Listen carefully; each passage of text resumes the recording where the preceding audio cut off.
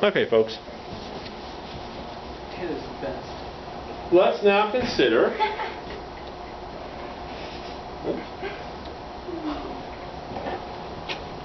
this one.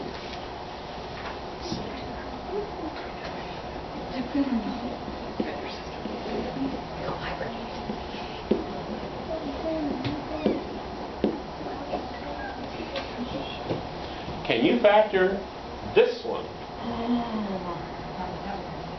Yes.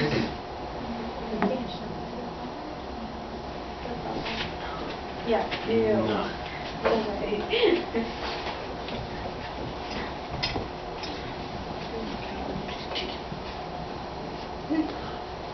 Now guys, one of our challenges becomes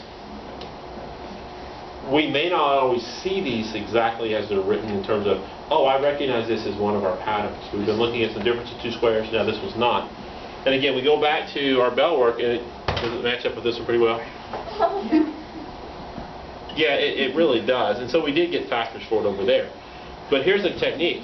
If we originally start with this problem, sometimes we may want to mentally go back and make the jump to this problem and see how would I solve this problem first, factor it. And then take those factors and say, okay, that makes sense, I hope, to say maybe it is the secant of theta plus 9 times the secant of theta minus 1. So sometimes we may have to jump into the gap and say, let me look at this as just a quadratic equation. How do I do this process? What makes sense to me? Does that make sense to everybody, how we might make that translation? As a suggestion for you to help. So let's see for making that change.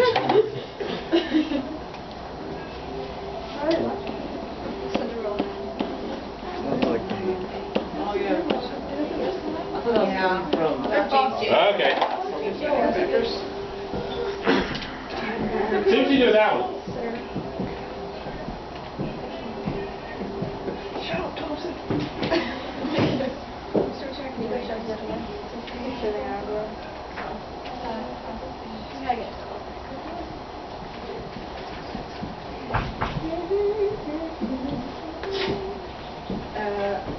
Does this match the bell work question? No. No. So now we have to think about it differently, right?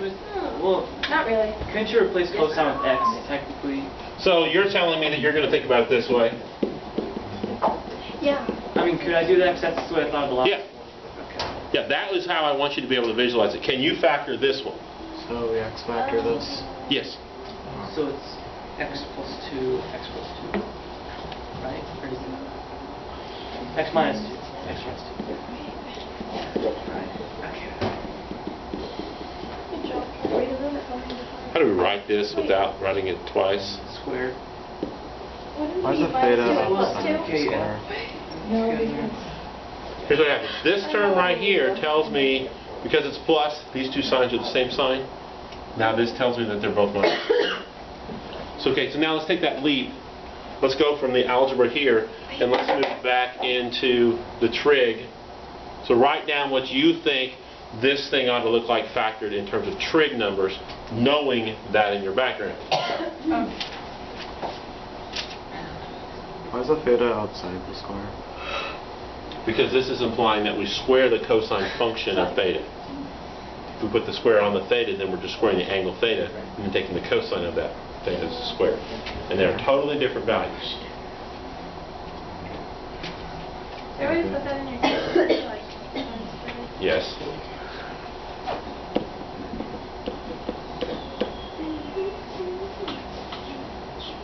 That's how we put that in our calculators. Is it like beta? Oh wait, I mean. Actually, the calculator's going to give you, so you have to go like that. That would be the cosine squared of theta. All right.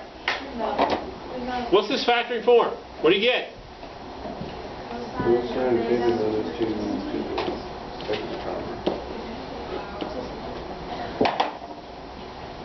Do we agree? And you do? Hey, Maybe. do we agree? Yes. Is that -2? Yes, that is -2. Questions about I this? don't know if that's legal. Sorry, that was a hiccup. My bad. Is the number above the 3 key theta? Or is it just The alpha like a O 3? with a line in it? I mean, it looks like it, but does it actually represent theta? No, it does not represent theta. What is it? Alright, folks. One more. I like this unit so far. Okay. This is the opposite moment when I was to 0. Wow. This looks familiar. I hope so.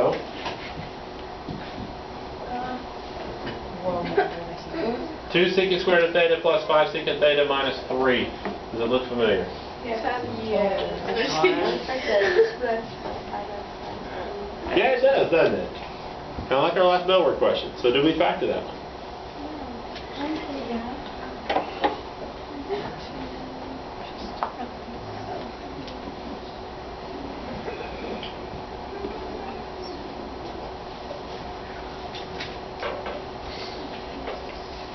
Oh, it is literally like language. So it would be 2 secant theta minus 1. And then secant theta plus 3. Okay. Do we agree? Any questions about this?